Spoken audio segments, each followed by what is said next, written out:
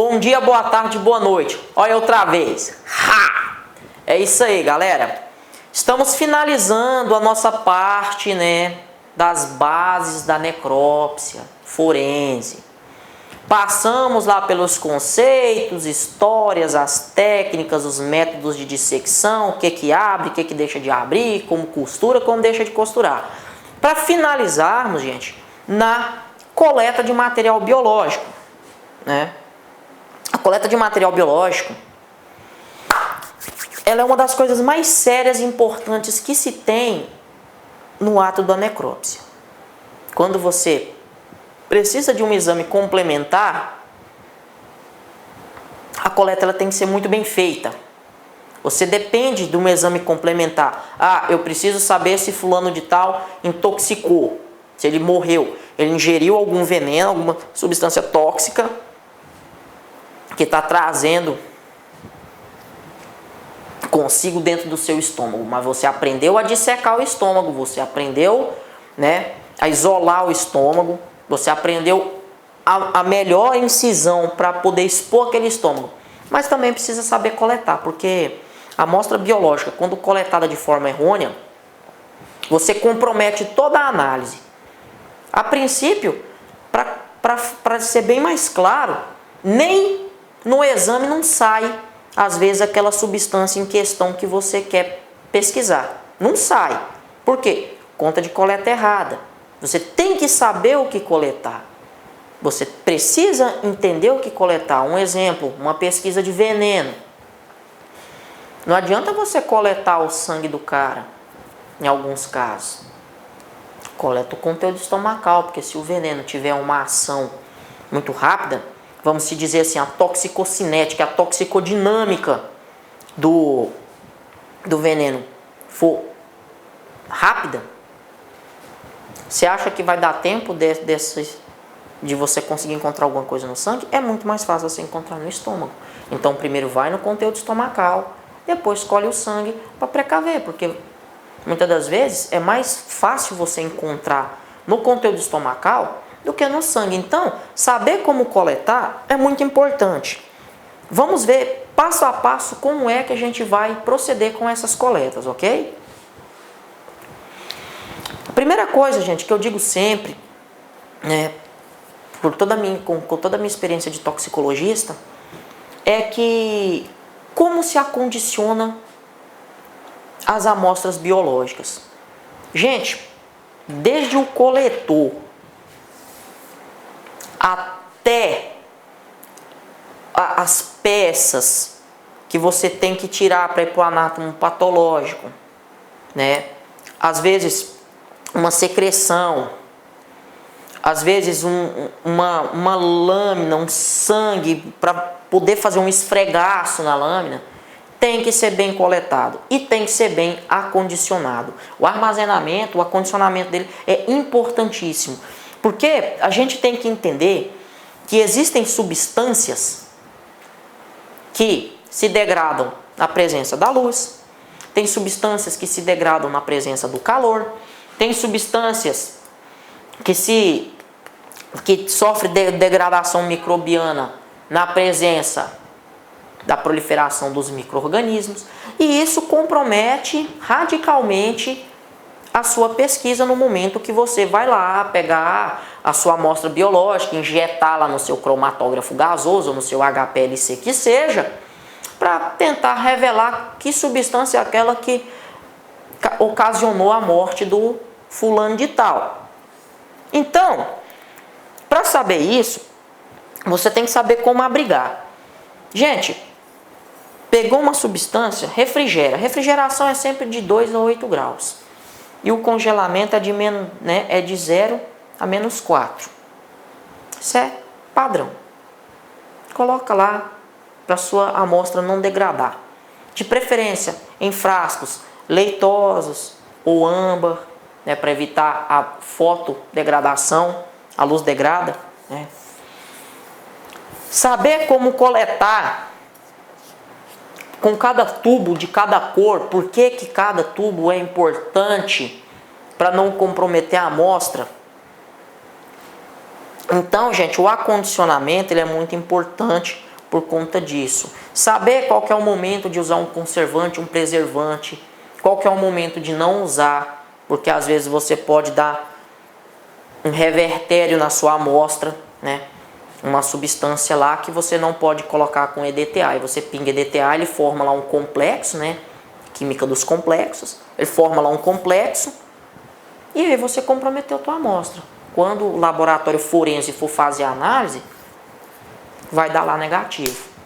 E lá na mesa de necrópsia você tinha certeza que o cara ingeriu algo duvidoso e que poderia ser pesquisado. Jogou todo o teu trabalho no ralo. Então, gente, o acondicionamento das amostras, ele nos permite isso, saber qual que é o modelo do frasco para coleta, urina, escarro, fezes, né? Modelo de frasco para transporte de lâminas, uma vez que você vai fazer um citológico ou um histopatológico. Os modelos para transporte dos tubos, o que cada tubo quer dizer, né? Com EDTA, com citrato, seco, com gel de separação, com heparina, né? Com fluoreto. Nós vamos estudar tudo isso aqui. E proteção do abrigo, da luz, do calor. Temos substâncias que são fotossensíveis, temos substâncias termolábeis que se perdem com o calor. Então, por isso, refrigeração. Sempre. Gente, o transporte também é muito importante, porque não basta só apenas ter cuidado com a amostra ali no momento que você coletou, que você acondicionou no frasco. Se quem vai fazer o transporte não tem a mínima ideia do que está ali, você até pode ter noção da importância, mas a pessoa que às vezes vai transportar não tem o mesmo nível, não tem o mesmo treinamento técnico que você tem, e aí às vezes ele bota a perder. Então, o transporte, ele é importante. E o teacher aqui botou umas receitas de bolo aqui para vocês, né? Que isso aqui são protocolos, são padrões, tanto de laboratórios de análises clínicas, laboratórios de hospitais, laboratórios químicos, laboratórios das diversas vertentes, seguem esses protocolos, né? Porque isso aqui está dentro dos manuais de boas práticas. E aí, quando eu falar de biossegurança com vocês, eu vou explanar isso mais um pouquinho. Mas aqui, você vai fazer todo o procedimento, você tem que seguir a nossa receita de bolo. Como um exemplo, comunicar o envio das amostras ao destinatário, com data e horário e chegada prevista. Por quê? Porque quando você retira a amostra lá do seu congelador, você tem que acondicionar ela numa caixa térmica top de linha, para que ela chegue lá na mesma temperatura que ela saiu lá do teu freezer, do seu congelador.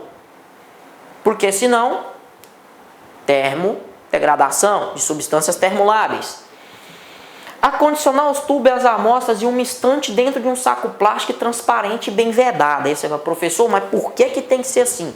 Eu digo, é simples, porque isso já aconteceu comigo na prática. Você, às vezes, não faz um acondicionamento bacana. Tubos a vácuo, eles têm mania de deixar a gente na mão. Eu não sei que cargas d'água, ele explode, ou ele solta a tampa e derrama. Perdeu a amostra, né? Então, você tem que vedar bem em sacos transparentes para você ver se ele está escorrendo, se você está perdendo a amostra e que essa amostra que vazou não contamine as outras. Então, por isso que é importante você isolá-la em saco plástico. Colocar o saco com as amostras em caixas térmicas para transporte, as quais devem ser de material rígido, lavável e impermeável, com tampas, cantos e bordas arredondados. Por quê, gente? Não pode ter quina nas caixas, porque as quinas podem se impregnar ali com sujidade, com restos de fluidos biológicos ali. E isso vai dar um trabalhão para lavar, o que pelas boas práticas de manipulação isso não é interessante, porque isso contraria. Então, você deve ter algo que seja fácil a lavagem, porque constantemente você vai ter que lavar aquela caixa, né? Fazer todo o processo lá de degermação, desinfecção, E o gelo tem que ser reciclável, não pode ser esse gelo que a gente compra para tomar com caipirinha, não. Tem que ser gelo reciclável. Aquele que vai lá no congelador, que você coloca, que ele aguenta mais, porque ele não é à base de água, ele é à base de gel, né? Os gelos recicláveis, eles são de gel de Carbopol, 940, se não me falha a memória. E caso você não dispõe do gelo reciclável, colocar cubos de gelo dentro de um saco plástico, ou seja, vai ter que lacrar o gelo também. Você não pode pegar o gelo por si só lá e despejar ali dentro da caixa. Isso traz problemas, porque vaza água. E essa água não é interessante vazar, porque se vaza, vai aumentar o volume, vai ficar uma coisa mais delicada para você carregar. E outra coisa também, as amostras biológicas não podem ficar boiando dentro de uma piscina, né? A quantidade de gelo utilizado deve corresponder de no mínimo 1/3 do volume da embalagem. Você não tem que carregar gelo até a tampa, não, é 1/3. O gelo tem que aguentar, se a caixa é térmica, ela aguenta. Coloca um envelope protegido no saco plástico, as informações devidamente conferidas. Prender com fita adesiva, vai lá, lacra a boca da caixa, né? Não pode ter preguiça quanto a isso não, gente. Prender com fita adesiva, né? Toda a tampa da caixa térmica, colocar a parte externa da tampa, uma etiqueta com o nome da pessoa, o responsável. Tudo isso, gente, é necessário para que você não troque, porque trabalhar no âmbito forense, no âmbito pericial, é muita responsabilidade. Às vezes você troca uma amostra biológica, uma amostra de DNA, uma amostra de sangue para fazer uma alcoolemia, e isso dá zebra, né? Não é interessante você fazer isso, porque isso, quem diz é o médico legista, né, que é o professor Manuel, e ele diz assim, a gente tem que tomar cuidado com o que a gente faz dentro da sala de necrópsia, porque a gente pode prender um inocente e soltar um bandido. A mesma coisa eu falo, às vezes nós, do Instituto Médico Legal, trabalhamos muito com amostras de DNA, né, com amostras de sangue para fazer testes de alcoolemia das pessoas que vêm a óbito por acidente de trânsito. E se você troca uma amostra dessa e o cara deu positivo para alcoolemia e dá negativo, né, é problema. Isso é. Então tem que ter cuidado. Então o transporte ele tem que ser feito com muita cautela. Ele tem que ser feito com muito cuidado, né? Com muita consciência de quem vai fazer, porque a amostra, ela saiu de dentro do teu congelador intacta, ela tem que chegar lá no local do destino dela intacta, e a análise, para quando proceder a análise, dá 100%, né, de positividade naquilo que você busca. Então, não pode vacilar, nem no acondicionamento e muito menos no transporte. E aí, gente, nós vamos começar a ver as formas de coleta, né? E como é que é feito o acondicionamento de cada uma delas. Então nós vamos começar com a coleta de sangue femoral e subclávico, né? Ou subclávio. Gente, vamos focar mais na parte dos defuntos, dos mortos, né? Porque o vivo não é feito. Às vezes não é feito por nós do IML, ou se tem que ter um local específico e tem que ter o consentimento da pessoa, né? No morto não, o morto, como ele está sob a custódia do Estado, a gente pode coletar para proceder com os processos, com os trâmites, né, da perícia médica legal. Então, vamos ver aqui, ó, periciando vivo. Quando não, sangue periférico das veias femorais subclávia ou sangue cardíaco. Então, olha aqui, ó, as regiões onde você pode coletar o sangue, né, femoral e subclávio.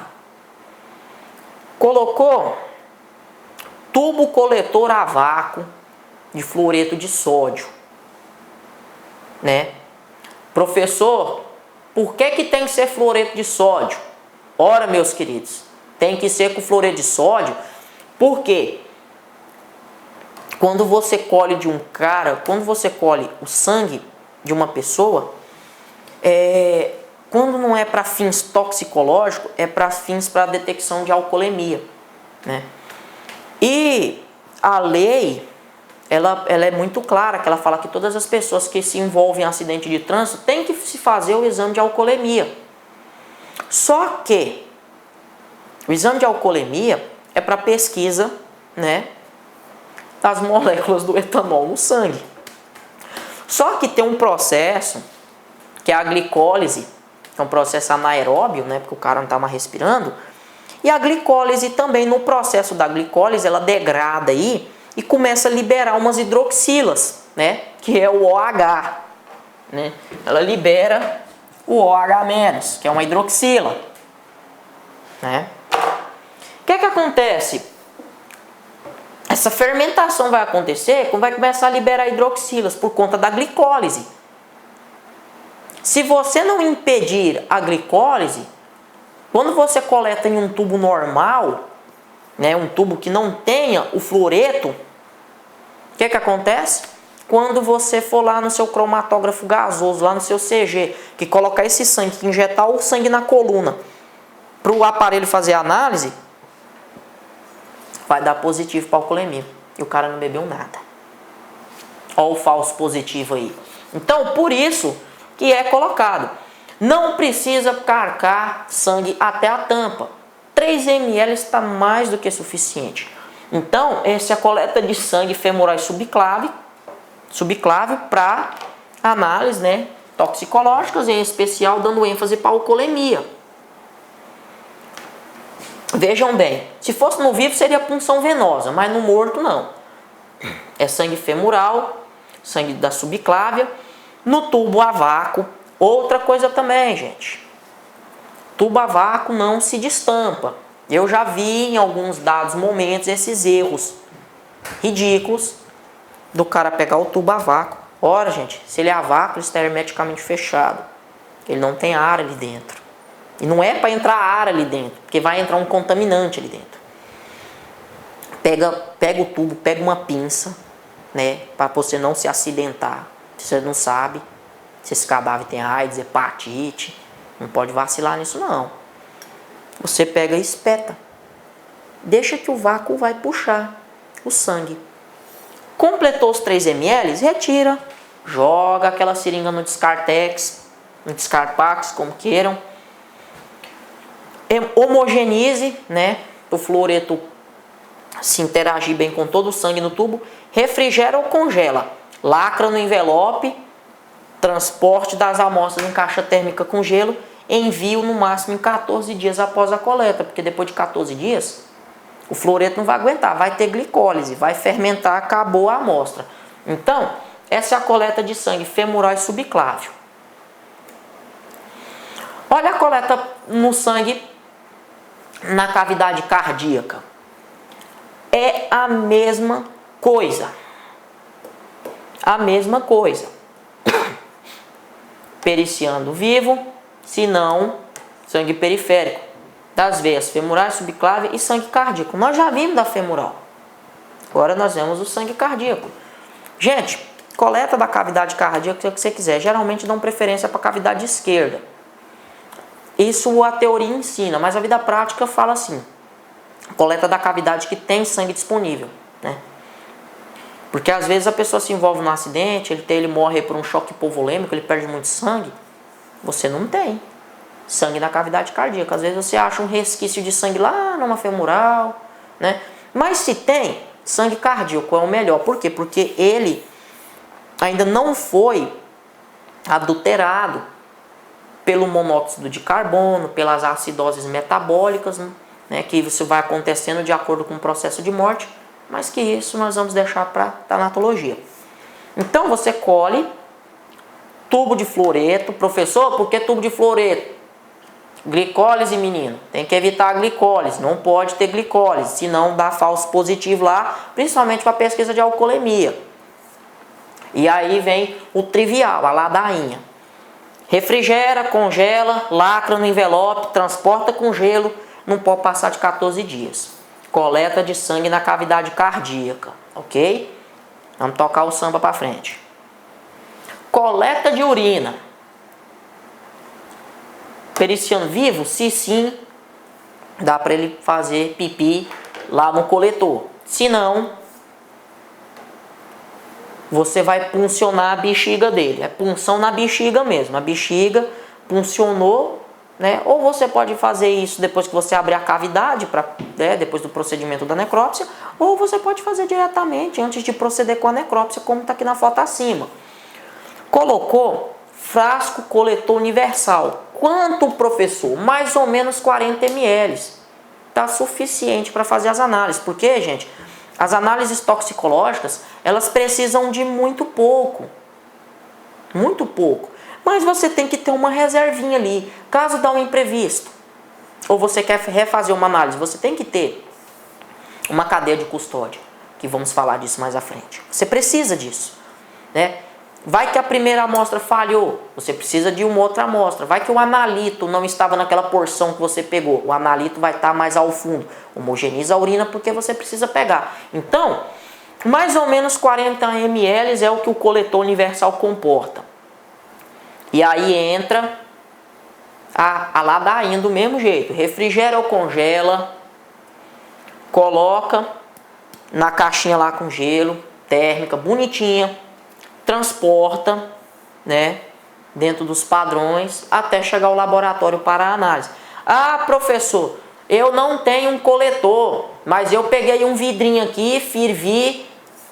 Pode parar, pode parar. Não tem essa não de gambiarra. Se não tem um coletor, relata. Não vou coletar por isso, por conta disso. Porque às vezes você coleta, vai ter um contaminante naquele frasco e vai adulterar a amostra. A amostra adulterada, você não pega o analito que você está querendo analisar. Isso a toxicologia analítica nos ensina muito bem. Então, coleta de urina para finalidade material. Se no vivo, pipi, no coletor, é no morto, punção na bexiga. E procede como manda o figurino. Vamos seguir com o enterro. Coleta de humor vítreo. Professor, para que eu vou coletar o humor vítreo? É simples. É uma matriz excelente para análises toxicológicas. E é uma matriz que ela é a que menos tem contato com os processos degenerativos, porque na reação vital mostra que as células do olho, elas se degeneram de uma maneira mais lenta em relação aos outros órgãos que sofrem a ação das hidrolases lisossômicas, mas isso é coisa lá da tanatologia. Mas já para adiantar, para vocês saberem o porquê que o humor vítreo é essencial nas análises toxicológicas. Você pode pesquisar bem, bastante veneno. Ah, mas vai veneno lá para o humor vítreo? Vai. O olho é muito vascularizado. Então, por isso que é interessante você ter essa matriz para você analisar. Punção no morto. Não vai espetar olho de vivo não, gente. A punção é feita no globo ocular. Você punciona na lateral aqui até chegar na câmara do humor vítreo, você aspira. Professor, quanto de humor vítreo eu tenho que pegar? Tudo. Tudo porque é pouco. Tudo porque é pouco. Tá? Pega tudo porque quanto mais você pegar, melhor para você. Lembra que eu falei que você tem que ter uma reserva? Pois então, o tubo que você tem que colocar pode ser num tubo coletor a vácuo. Detalhe, sem qualquer tipo de aditivo. Ele não pode ter parina, ele não pode ter citrato, ele não pode ter fluoreto de sódio, nem oxalato, nem EDTA, não pode ter nada. Todas essas coisas vão comprometer na análise, ok? Então é um tubo, é um coletor a vácuo, livre de aditivos, livre de conservantes, livre de anticoagulantes, não pode ter. Lacra o envelope, refrigera ou congela, lá naqueles, né, de 2 a 8 ou de 0 a 4, né? Caixinha térmica, viaja. Não pode passar de 14 dias, porque tem a degradação. Apesar dos pesares, estamos falando de fluidos biológicos. Então são fluidos perecíveis, né? Coleta de humor vítreo consiste nisso. Coleta de bilis. Professor, para que eu vou coletar bilis? É uma matriz toxicológica, né? Tem substâncias exógenas que se acumulam na bilis com muita facilidade depois que ela é biotransformada no fígado. Então, você vai puncionar a vesícula biliar ou você vai retirar ela com cuidado e vai acondicionar num coletor universal. Lacrou, vedou a tampa com uma fita, certo? Sempre é bom, gente, mesmo urina, bilis, com uma fita adesiva, né, para aumentar a margem de segurança para não derramar. Lembra que uma vez que você tira uma amostra biológica de um cadáver, depois ele vai ser liberado, ele vai ser entregue para a família dele, ele pode ser enterrado ou a funerária pode preparar ele com aqueles produtos tanatopráxicos lá, né, que é o tal da técnica da tanatopraxia, vai preparar ele. Uma vez que corre formar umas veias dele, acabou, já era. Então, cuidado. Colheu no frasco, toca com o enterro do mesmo jeito. Congela, resfria, transporta na caixinha, né, e até chegar ao destino do laboratório. Coleta de bilis. Vamos lá. Coleta de líquor. Olha lá o líquor lá, da técnica da ponto de interrogação que eu ensinei mais cedo, né? Se no vivo, é o médico que faz. Se no morto, somos nós que fazemos. Vai coletar em um frasco estéril, sem qualquer agente preservante. Não pode pôr preservante, porque você vai analisar o líquor para ver se tem alguma infecção bacteriana, para ver se tem alguma infecção viral. E se você às vezes coloca algum preservante, você altera a coloração, né? Você altera a coloração desse líquor, e o que não é interessante, porque o líquor, ele passa, né, por análises laboratoriais, você precisa fazer aquele teste organoléptico, né? Você precisa ver cor, sentir o cheiro, né, para poder proceder com as culturas, né, para ver se cresce bactéria, para fazer as análises, dosagens bioquímicas, são feitas dosagens bioquímicas no líquor, né? Você dosa aí a glicose no líquor, né? Então, se você coloca qualquer preservante, essas análises já estão comprometidas, né? Tá vendo onde a gente funciona? Bem na base do osso occipital, ou depois que a necrópsia é procedida, você pode, né, puncionar, você enfia a agulha nos espaços entre as vértebras até chegar no canal medular e você punciona o líquor.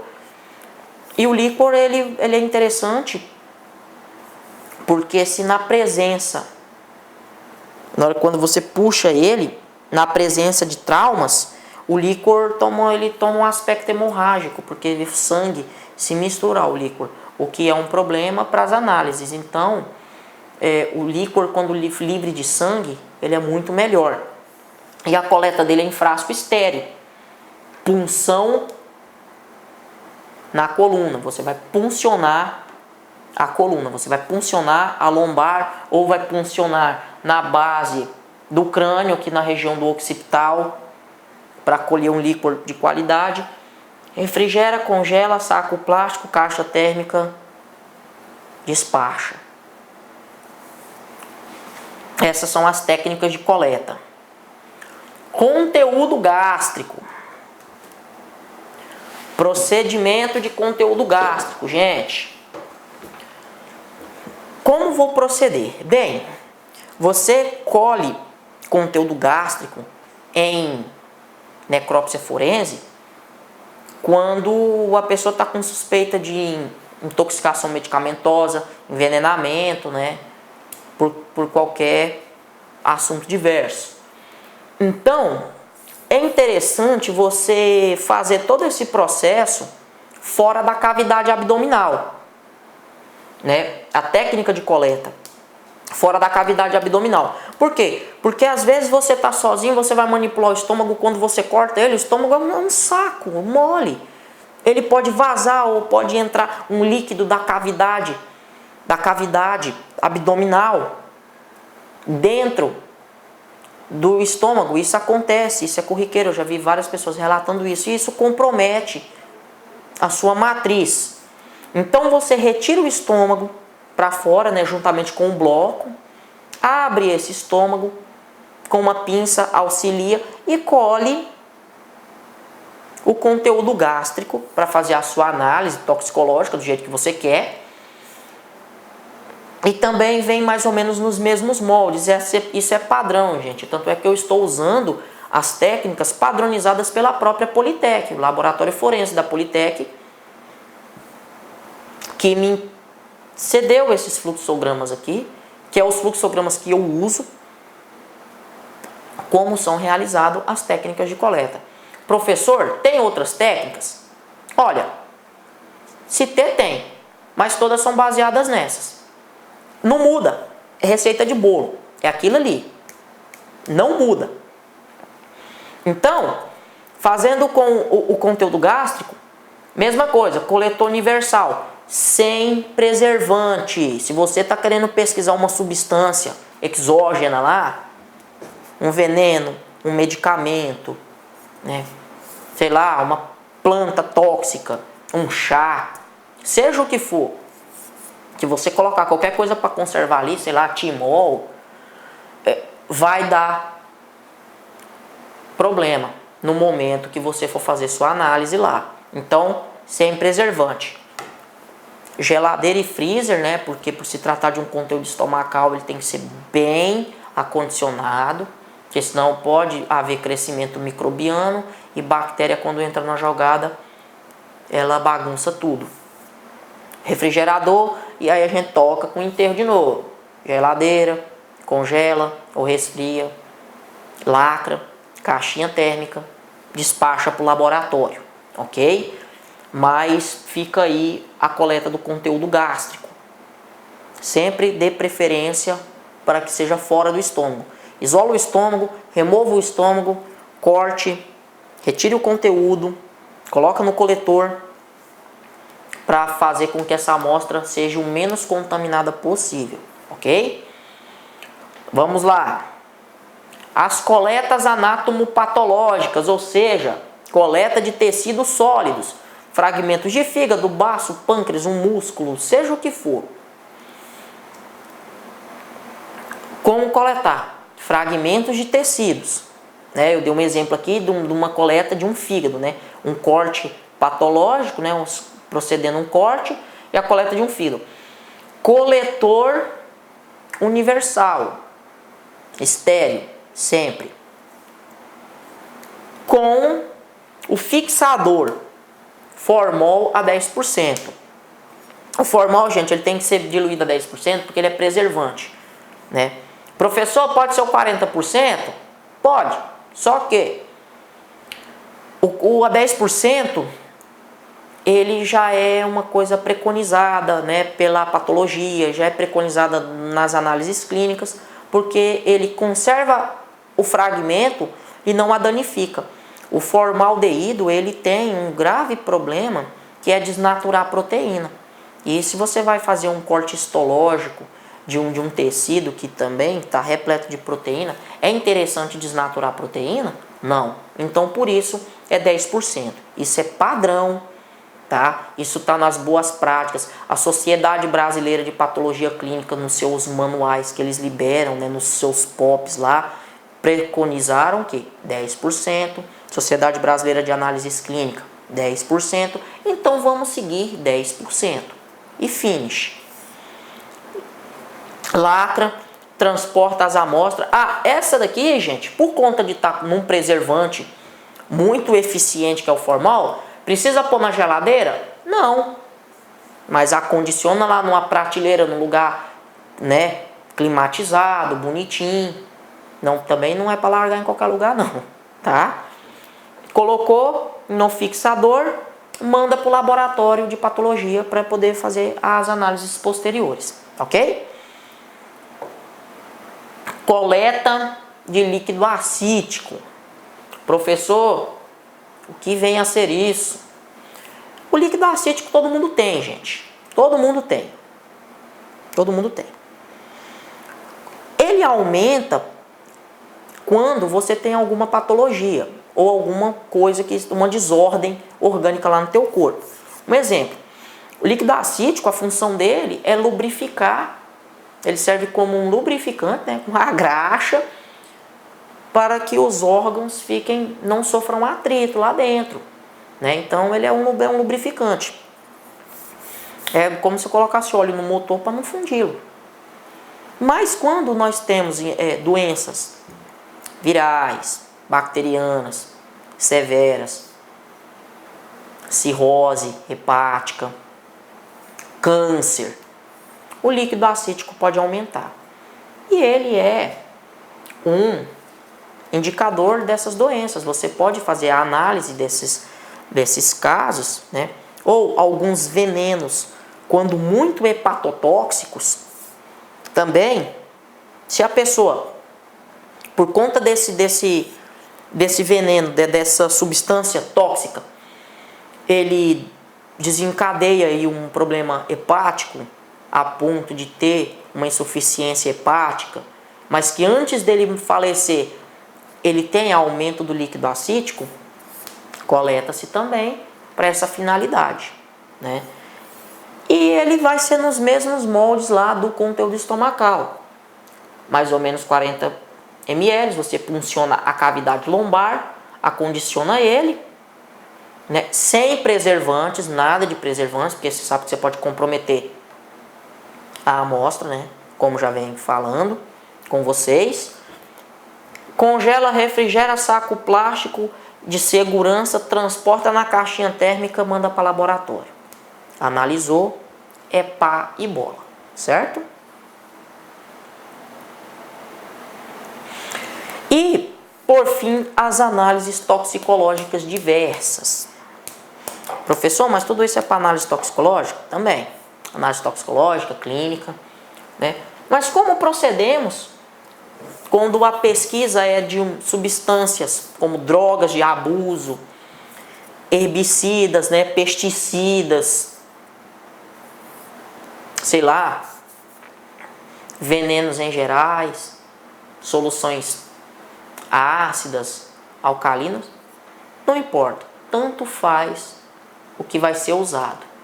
Vamos seguir os moldes. Então, para as análises toxicológicas diversas, né, aquele primeiro que eu mostrei lá da coleta de sangue, cardíaco, femoral e subclávia, eu frisei muito na questão lá do fluoreto, por quê?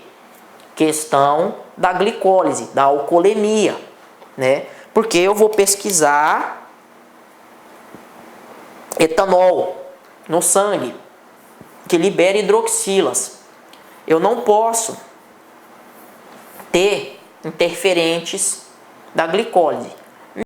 De substâncias, desde que você não vai coletá-las para alcoolemia, pode ser num tubo coletor com anticoagulante, ok? Então, o sangue pode ser periférico, femoral e subclávio, como vimos lá nos primeiros slides lá de coleta, ok? Coletou o sangue, tubinho tampa roxa, mais ou menos de 2 a 3 ml, com anticoagulante. Refrigera ou congela, lacra, manda para o envelope. Professor, e se eu não tiver, e se não for o sangue, eu precisar de uma víscera? Boa pergunta. Quem daí do outro lado da câmera perguntou. Tecidos. Eu quero tirar aqui, ó, um fragmento desse intestino azul, que intestino não é azul, né? Ou eu pego e disseco esse estômago e vejo aqui que tem uma parte bem necrosada e um monte de anfetaminas. Olha o conteúdo estomacal, coletado aonde? Nos coletores universais. Mais ou menos uns 40 ml. Professor, eu tenho 5 pega, eu tenho 1 pega. Pega o máximo que der conta, tá? É assim que as boas práticas de coleta para análise toxicológica preconizam. Frasco coletor, sem preservante.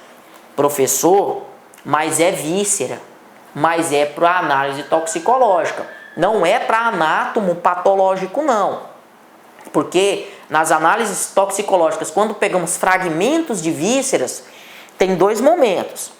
Quando você pega o estômago, é bom você retirar um pedaço do estômago, faz um quadradinho lá de, sei lá, de 4 por 4, 4 centímetros por 4 centímetros, na parte mais lesionada, né, pelo agente, pelo intoxicante lá, e aí você colhe conteúdo estomacal e um pedacinho de víscera.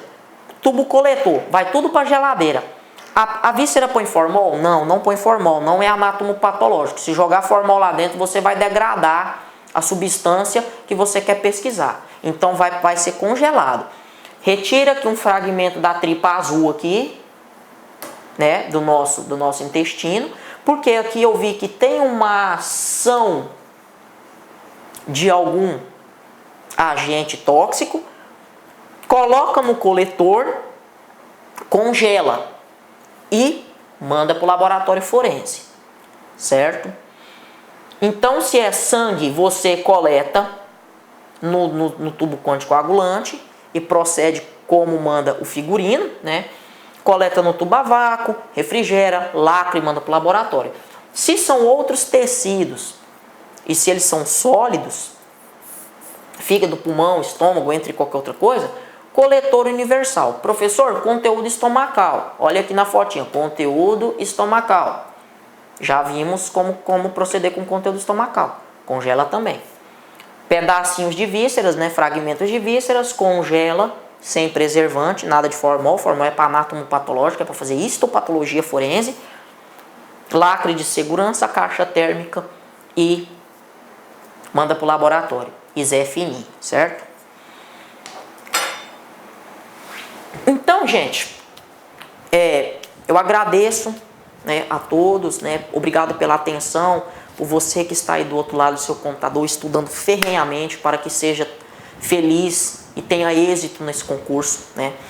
Espero que eu tenha contribuído, né, da melhor maneira possível para com a formação de vocês, passando aqui um pouco do meu conhecimento, um pouco da minha experiência, né?